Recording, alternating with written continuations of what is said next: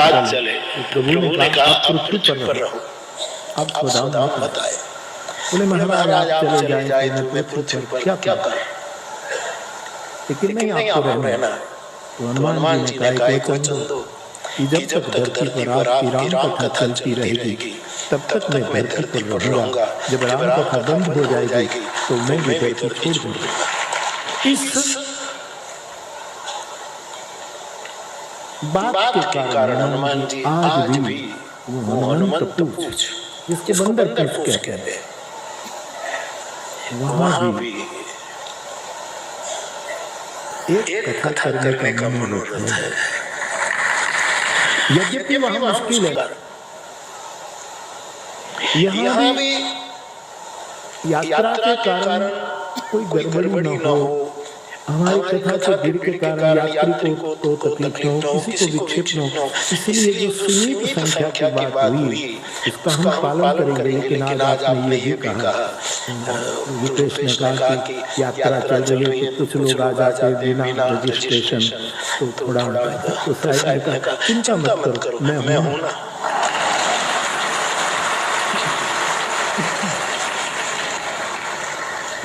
और एक धानी हमारे महुआ में था, कपड़े का व्यापारी था। मैं जब टीचिंग करता था, छोटा सा पगार था, बहुत जरूरत पड़ती थी तो उससे मैं कपड़ा उधार लेता था। एक दो महीने के बाद चुका देता था। तो एक धामी जो मुझे उधार देता है, एक दूसरा मुझे मुख्यमंत्री के रूप में ब्राह्मण मिला जो उदारता से कथा की मंजूरी दे रहा है।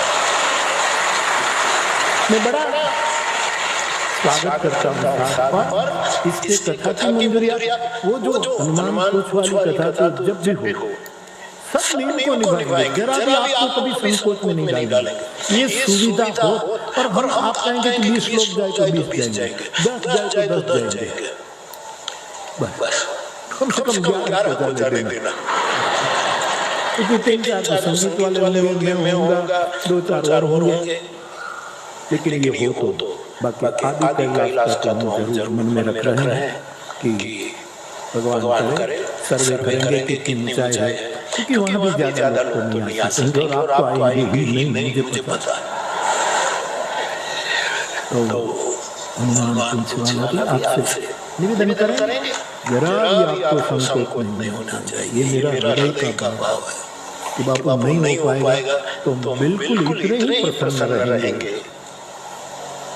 और ये तो और बात है, आपकी मानवता है, आपका औदार्य है, आपके प्रशासन ने आदर और उदारता के साथ सब सुविधा जुटा दी है, इसलिए प्रशासन को बहुत बहुत साधु है।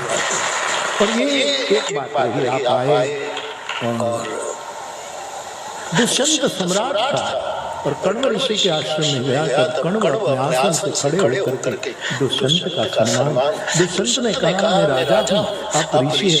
बोले नहीं, मेरे देश के राजा हो, मेरा कर्तव्य है, मेरे पास आए हो तो आपका सम्मान, क्योंकि राजा ईश्वर की विभूति है।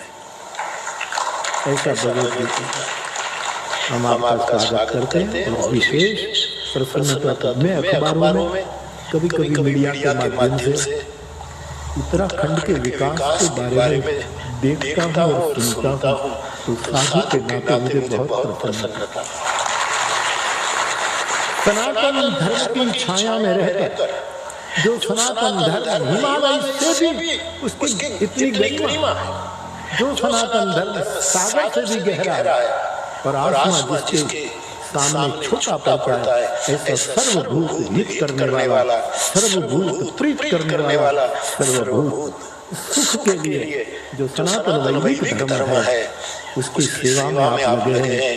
और हमारे राष्ट्र के यशस्वी आदरणीय प्रधानमंत्री ने जो कुछ निर्णय किए उसका शीघ्रता से अमल करने वाले आप, जो पहला धड़ा आपने किया, इसलिए भी मैं साधुवाद देता हूँ।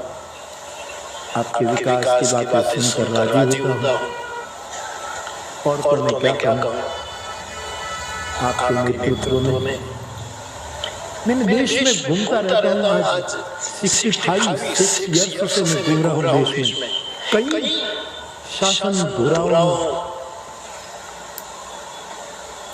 से बातचीत होती है कई, लेकिन आपसे मुझे कोई लेना नहीं है। हम दे तो क्या सकते हैं,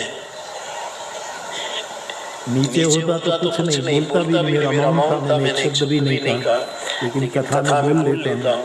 व्यास की तप से, पोथी के प्रताप से, पागड़ी की परंपरा से, त्रिभुवन पादुका की पवित्रता से आपको और उत्तराखंड की प्रजा को यहाँ से बहुत बहुत हनुमान जी के चरणों में प्रार्थना करता हूँ कि आपके नेतृत्व में उत्तराखंड संपन्न हो, सदैव प्रसन्न हो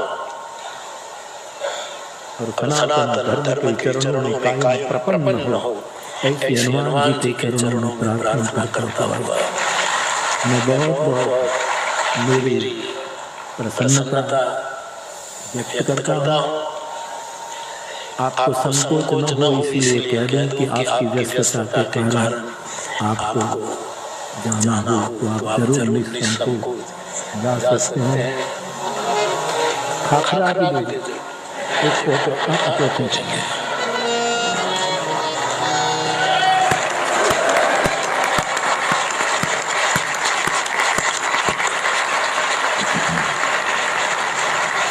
और जिसको गुजरात के खाखरा अच्छा लगता है उसको गुजरात के खैर खा भी अच्छे लगते हैं।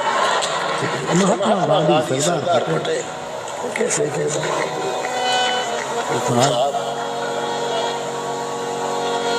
अच्छा, धन्यवाद, बहुत बहुत खुश रहो, खुश रहो।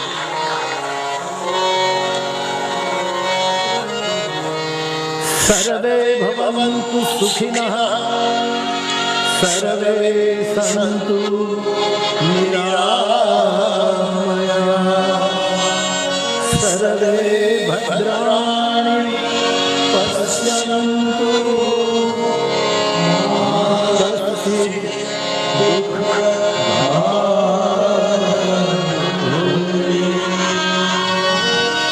तो आप कथा के सूत्रों में प्रवेश करें। इससे पूर्व 1-2 मिनट भगवान नाम के सूत्र। राजा